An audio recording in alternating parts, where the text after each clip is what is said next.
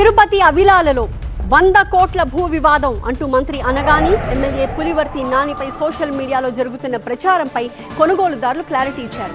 అన్ని రిజిస్ట్రేషన్లు ప్రభుత్వ నిబంధనల ప్రకారమే జరిగాయని చెప్తున్నారు. తిరుపతిలో భూముల విషయంలో ఎవ్వరికీ ఎలాంటి లబ్ధి చేకూర్చలేదు అంటున్నారు మంత్రి అనగాని సత్యప్రసాద్.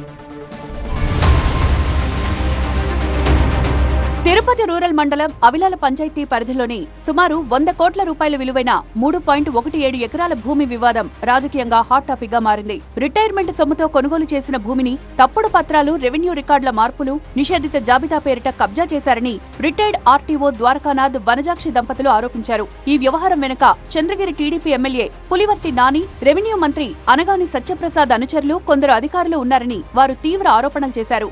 గతేడాది ఆగస్టు 25న తిరుపతి రూరల్ తహసీల్దార్ నుంచి నోటీసులొచ్చాయని, 1986 నాటి సేల్ డీడ్ ను రద్దు చేస్తున్నట్లు అందులో పేర్కొన్నారని, అయితే నోటీసులిచ్చిన మరుసటి రోజే ఇతరుల పేర్లతో జీపీఏలు, రిజిస్ట్రేషన్లు జరగడానికి అవకాశం కల్పించారని వనజాక్షి ఆరోపించారు. 2003లో అవిలాల దగ్గర 3.17 సెంట్స్ 476/1 నెంబరు ఎంతమంది దగ్గర వెరిఫై చేసి 10 మంది దగ్గర మేము కొనుక్కున్నాము. 2025వ సంవత్సరము వేరే వాళ్ళు, అదే అనగాని సత్యప్రసాద్ గారు మన రెవెన్యూ మినిస్టర్ గారు ఇన్ఛార్జ్ కదా, ఆయన కన్సర్న్లో చంద్రగిరి ఎమ్మెల్యే గారు, కలెక్టరు, వీళ్ళందరూ, ఆర్డీఓ గారు, డిస్ట్రిక్ట్ రిజిస్ట్రారు, ఎంఆర్ఓ గారు అందరూ ఒకటై మా భూమిని అన్యాక్రాంతం చేసేసినారు. వేరే వాళ్ళ పేరుతో రిజిస్టర్ చేసేసినారు. భూములపై వనజాక్షి చేస్తున్న ఆరోపణలతో పాటు సోషల్ మీడియాలో జరుగుతున్న ప్రచారం పూర్తిగా నిరాధారమని భూమిని కొనుగోలు చేసిన రాజశేఖర్ అన్నారు. అసలైన వారసుల నుంచే అగ్రిమెంట్లు, సేల్ డీడ్లు నమోదు చేసుకున్నామని, అన్ని రిజిస్ట్రేషన్లు ప్రభుత్వ నిబంధనల ప్రకారమే జరిగాయని స్పష్టం చేశారు. వాస్తవాలు అనేవి ఏమీ లేవు.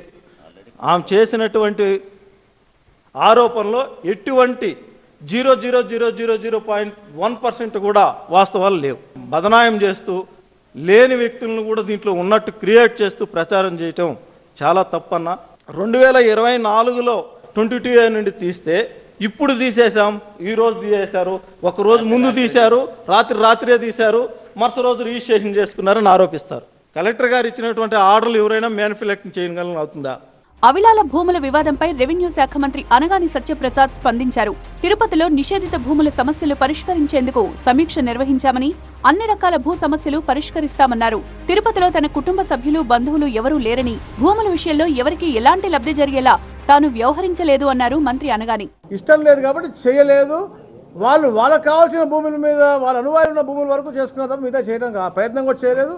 దాన్ని పాజిటివ్గా చేస్తాము, దామినేట్ అని పాజిటివ్గా పరిష్కరిస్తాము, డెఫినెట్గా పరిష్కరిస్తామని చెప్తాం. దానికోసం కూర్చున్నాం కదా, పొద్దున్న వచ్చాము, రిజిస్ట్రేషన్ ఆఫీస్ ఓపెన్ చేసుకున్నాము, మళ్ళీ కాలేజ్ ప్రోగ్రామ్ చేసుకున్నాము, మళ్ళీ ఇక్కడ కూర్చొని దాని మీదే అధ్యయనం చేస్తాను. తప్పకుండా డెఫినెట్గా ఈ సమస్యలు పరిష్కరించడం కోసం ఈరోజు ప్రత్యేకంగా కేటాయించాం. అందరూ అధికారులు అందరూ ఇక్కడే ఉన్నారు.